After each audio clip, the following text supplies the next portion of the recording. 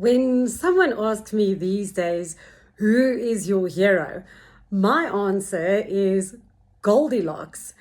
And this little interesting mythical fictional creature, Goldilocks, is my hero because she somehow found the midway, the golden mean. She learned how to eat something that's not too hot or too cold, how to sit in a chair that's not too hard or too soft, and how to sleep in a bed that is not too hard or too soft, but just right. And this virtue, like one of the cardinal virtues that Aristotle speak about, of the cardinal virtues being courage, temperance, prudence, and fair exchange. And within this one, temperance has been one of the most difficult virtues that I'm struggling with, mostly because I'm setting myself up to fail, because I'm jumping to extremes and I'm trying too hot or too cold, all or nothing. And it's interesting in my philosophical studies, because I love philosophy. One of the earliest philosophers that wrote about this is Hermes, and he wrote about it in the universal law of rhythm, and how it's almost like a pendulum that's swinging. Like once it goes to the one extreme, it will automatically swing to the other extreme until it comes to a standstill in the golden mean. And I've been questioning this and wondering about this, because when I look at my own life, I can see that I do display this trait of temperance within my highest values, in what's most important to me. I've got temperance and a golden mean, a sustainable, not volatile action and reaction towards, firstly, my family. I will show up for them consistently. I will be there for them. I will face the challenges and be a support, both of them, within this highest value of me. But when it comes to my physical, I seem to go into the extremes. And the more I want to lean to the one side, the more the other side comes in. Now, as much as I talk about all the old philosophers and how they displayed it and how they described it, there's also a modern day philosopher and polymath, Dr. John DeMartini, who describes it in a beautiful way in terms of the licensing effect.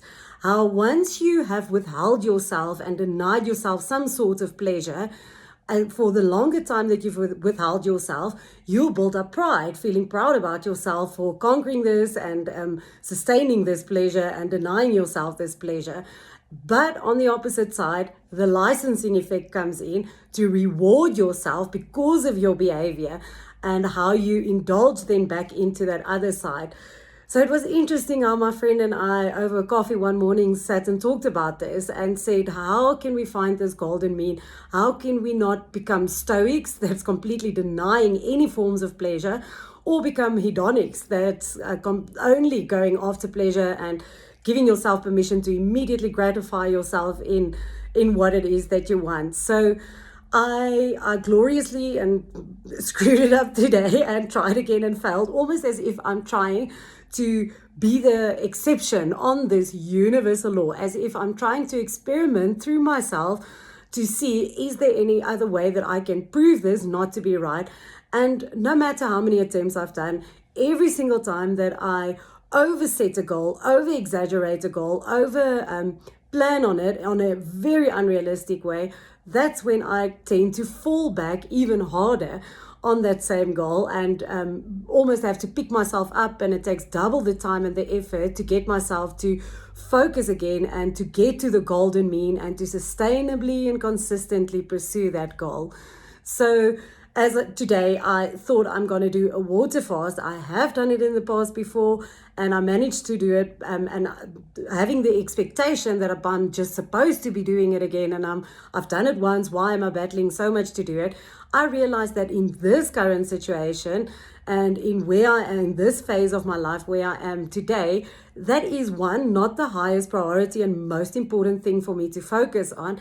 And secondly, that is today extreme. Back then it wasn't, but today it is too big of a leap to expect myself to commit to that, since I have other commitments like these videos that I want to stick to, and other commitments in terms of my children that's more important at this moment. So thinking that I would stop drinking coffee, that I would eliminate wine, dairy, and everything altogether today is unrealistic. And that's where Rich Litvin came back into my mind in the way that he said, slow down to speed up. Make it the smallest possible action that you can sustainably take until you can build on it and grow on it. Make it smaller so that you can speed up in the long run. So, in essence, what I want to leave you with today is what in your life would be wonderful for you or could change your life in so many ways if you actually slow down on it so that you can speed up. What exactly in your life is it that you have over exaggerated the goal or set the expectation too high? And just by eliminating a little bit of the pressure and going for smaller increments, it might make the world's difference for you to be Goldilocks, to stay on the golden mean and to keep on going consistently, patiently, and persistently on that goal. I would love to hear from you.